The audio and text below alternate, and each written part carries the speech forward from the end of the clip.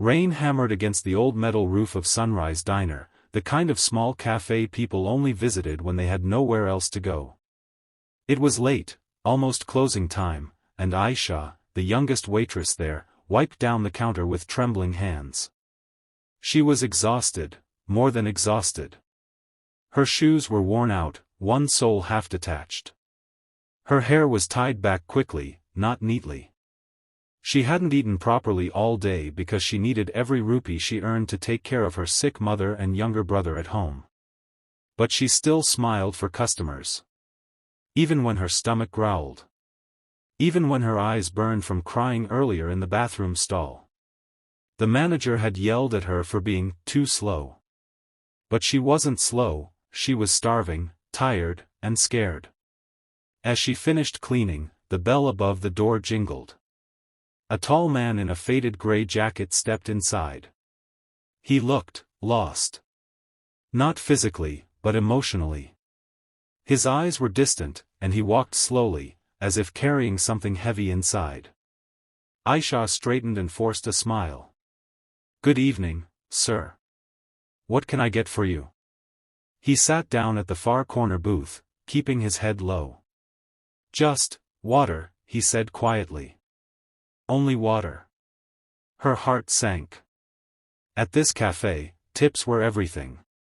A customer ordering only water meant she would earn nothing from the last hour of her shift. And tonight, she desperately needed money for her mother's medicine.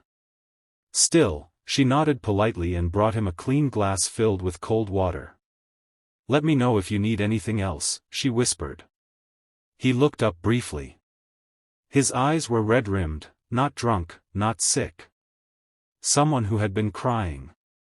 The man sat in silence for nearly 20 minutes. No phone, no food, no movement. Just staring at the table, his hands shaking occasionally. Aisha watched from the counter, concerned. But she had learned, not everyone likes their pain noticed. She walked over slowly. "Sir, if you're waiting for someone, you're welcome to stay as long as you want." He didn't respond immediately. Then he exhaled deeply and said, "I used to come here with my wife. She loved this diner, the smell, the lights, the chai." He swallowed hard. "It's her birthday today. But she passed away 2 months ago. This is the only place that still feels like hers." Aisha's chest tightened. "I'm so sorry," she breathed. He nodded, staring at the untouched glass of water. "Money's tight right now. I lost my job after she died. I couldn't afford even a cup of tea tonight. But I didn't want to let her birthday pass without coming here." Tears welled in Aisha's eyes. His pain felt too familiar. "My mother is sick," she whispered. "Some days. I don't even know how to keep going. But I do. For her." They shared a quiet moment, two strangers, broken in different ways, yet connected by struggle. Aisha stepped back, wiped her tears, and went into the kitchen. She gathered what little she could, some fresh bread, a bowl of hot soup, a small slice of leftover cake the staff usually kept for themselves at the end of the night.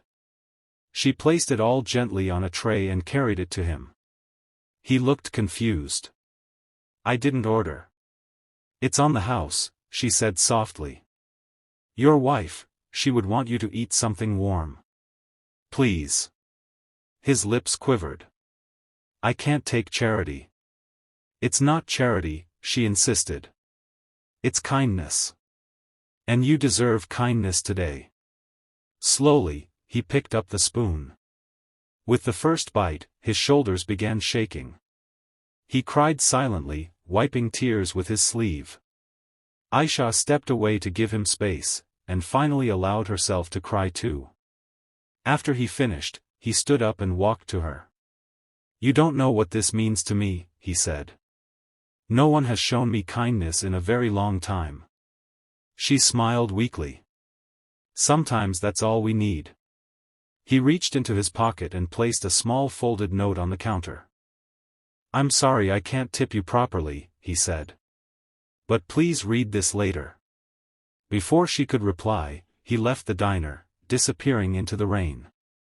Aisha sighed, assuming it was just a thank you message. After closing, she finally opened the note. And when she read it, she fell into a chair, shaking, crying uncontrollably. You saved me tonight. I came here wanting to say goodbye to this world. Your kindness reminded me that life can still be beautiful. I don't have money now, but I own a small printing business that I had to shut down. I've decided to reopen it. When I do, I want to hire you. No one with a heart like yours should ever struggle alone. At the bottom was an address and a phone number. A wave of emotions hit her, shock, fear, hope, everything at once. She clutched the note to her chest and cried harder than she had in months. The printing shop reopened, renovated, freshly painted, full of life. And there, behind the counter, was Aisha, smiling in a clean uniform, her mother's medicine paid for, her brother back in school. Business was booming. The man, named Hamza, had kept his promise. And together, they built something beautiful out of the ashes of their pain.